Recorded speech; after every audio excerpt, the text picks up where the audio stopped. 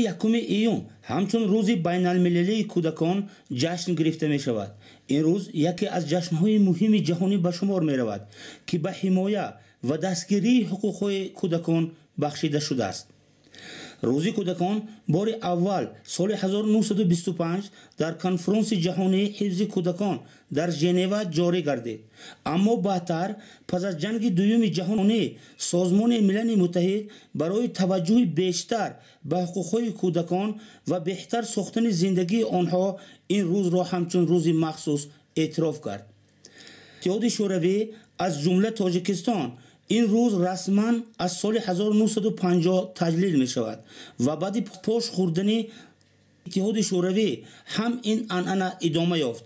امروزها یکم ایون در تاجیکستان، روسیه، قزاقستان و بسیار کشورهای دیگر همچون روز کودکان جشن گرفته می شود.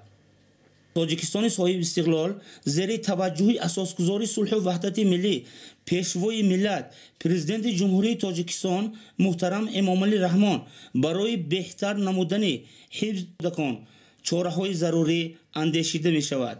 رابطه به این موضوع در کشور عزیزمان با استفاده دادن ده‌ها مؤسسه‌های تا مکتبی مثال شده میتواند.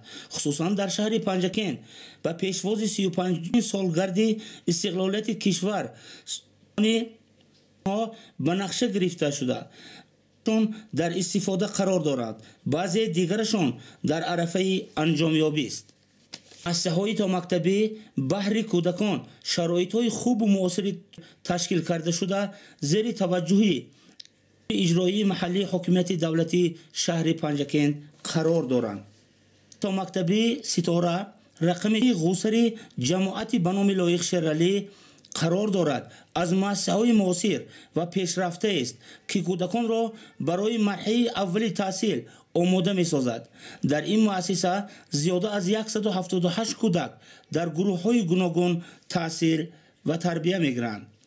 در مدیره مؤسسه تحصیلات تا مکتبی رقم 4 به نام ستاره می باشم. ما در مؤسسه خود برای تربیت نسل نورس کودکان تا سن تا مکتبی فعالیت داریم. کودکستان ما همه ساله 178 نفر کودکان را به تربیت فراگیر می گیرد. کودکستان ما 5 گروه فعالیت کاری دارد که در آن 25 نفر کارمندان کودکان سر و کار دارند. کودکستان ما همه ساله از جانب حکومت جمهوری تاجیکستان، از طرف حکومت محلی شهر، از طرف معارف یاردم ها رسانده می شود که این همش باعث استقلالیت، شکرانه دوره استقلالیت که ما به همه این شرایط ها و شکرگزاری از آن داریم که در دوران استقلال فعالیت می کنیم.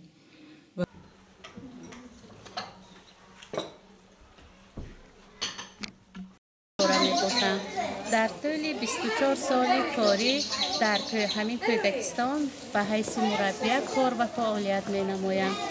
ما مربیان را ضرور است که در تعلیم و تربیه نسل نورس سهم باسزای خود را گذاریم. کودکان را و با چهره خوش را چون مادر به کودکستان قبول می نماییم. آنها را تا از سن خردی تا به سن مکتب رفتنشان در کودکستان تعلیم و تربیت می نماییم. کودکان را در روحیه وطن دوستی و وطن پرستی تربیت می نماییم.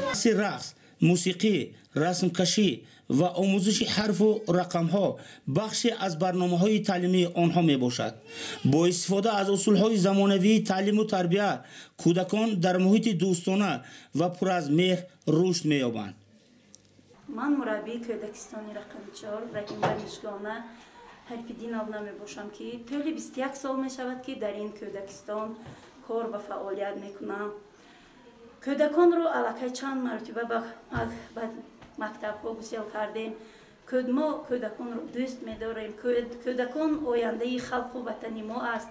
وطن عزیزمان رو با کودکان نشان می دهیم. آبادانی خدمت های جناب عالی اساسگذار صلح و وحدت ملی رو به کودکان به هر روزه مشغولیت ها به کودکان میفهمونیم که همه این خدمت هایی که امروز ما در وطن آباد و آزاد زندگانی میکنیم و فعالیت میکنیم، همه این خدمت های اساسگذاری صلح و وحدت ملی میباشه.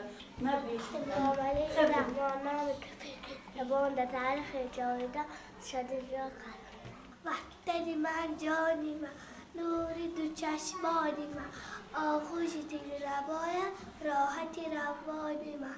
تا مکتب ستاره نمونه افشان یک مکان آموزشی و تربیوی برای کودکان می باشد که به والدین امکان می دهد با اطمینان فرزندانشان را متخصصان سپارند. من یکی از والدان این کودکستان رقم 4 می باشم. هر صبح فرزندانم رو به این کودکستان سپرده خودم به کار می روم. من از صدق دل از همه این مربی‌ها راضی هستم و دلخواه فرزندان خودم را در این کودکستان سپرده و کار و فعالیت خود مشغول می شدم.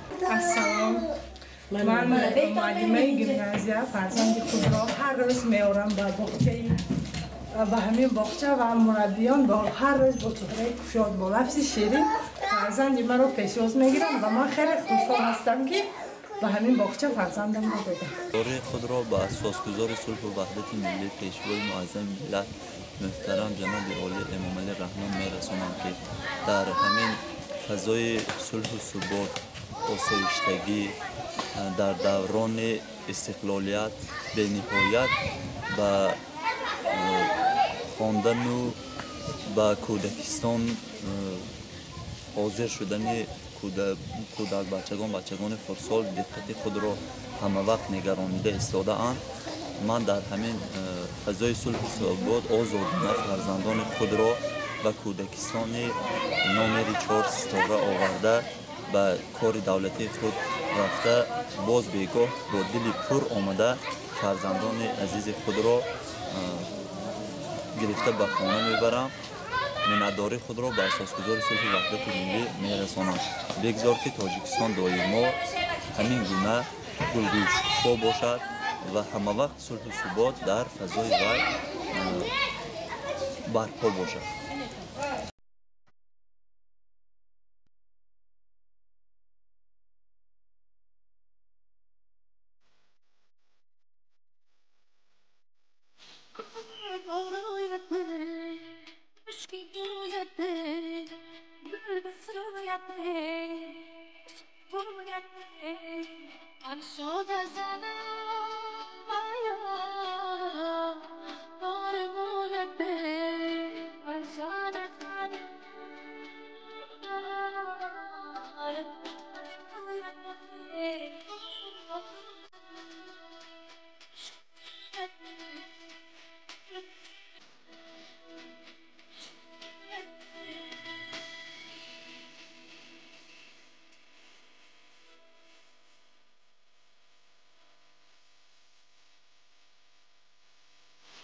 Oh,